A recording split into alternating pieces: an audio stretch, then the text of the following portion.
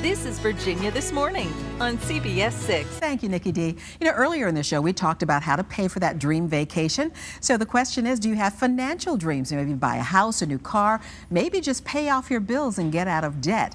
Local financial advisor JB Bryan is here with us today to put us on track to achieving our financial goals. Good morning, JB. Welcome back. Good morning. And the big discussion that I really want to make sure that we bring home today, or take home, is that we want to reach goals without focusing on them. Yeah, you say the best way to reach those goals is not to focus on the goal. Yes. So if we're not focused on the goal, what are we focusing on, JB? So what we want to set goals and focus on our behavior. Oh.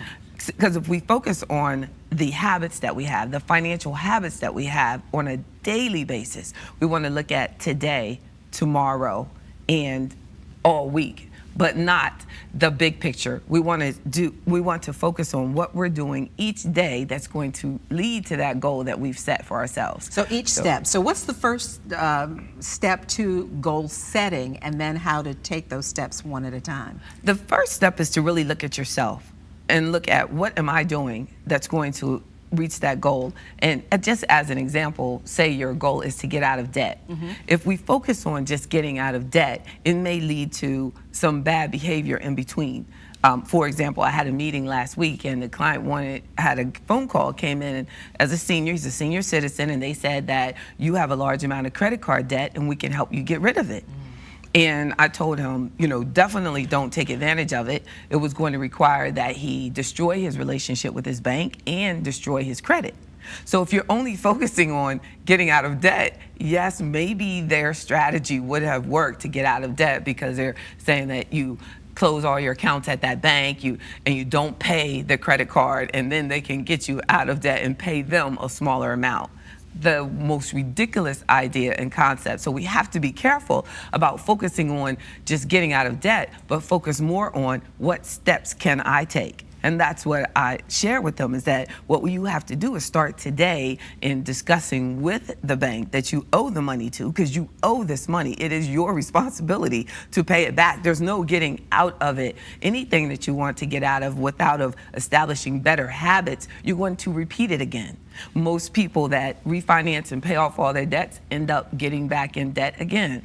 People that file bankruptcy tend to file bankruptcy again. So we want to focus on setting the goal to retire or get out of debt, but we want to focus on what daily habits do I have that I can improve or work on or focus on. Am I organized? Then I need to get organized if I'm not, Okay, that's my list. Right. Get organized. Oh, you are organized. You're definitely organized. I know that just from conversations. You have very good behavior. You're disciplined, and you want to make sure, are you taking advantage of discussing things with the people that you owe? Are you taking advantage of retirement plans that are offered at work and maximizing those opportunities? Because if you just focus on retirement, and you're not focusing on what am I doing that's pulling away from that retirement goal on a daily basis, then you say, well, retirement is so far off, I'll think about it later. But no, you set that goal and you change your daily behavior to make sure that that goal happens. And so I like to say, focus on financial independence, and it brings it closer to home, where retirement makes people think of old age or when I'm not working anymore. Way in the future. Way in the future. But financial independence should make you think we can all have that and still work. Financial independence is when you're creating enough income outside of work that you don't have to have that job, but you're enjoying the job. So in a way, we're setting a big goal for ourselves in that we want to either have financial independence or buy a house or whatever. And in the interim, we're setting other goals, daily goals. So it's the big goal and the interim goals to get us there. That's right. You've set that goal. Now, what am I going to do today to make sure that that goal is reached? Can I stop buying lunch out every day? Can I bring lunch from home and save money? Can we take a vacation closer to home so that we don't have the larger expenses of going out of the country or things like that? Have you seen everything in the U.S. before?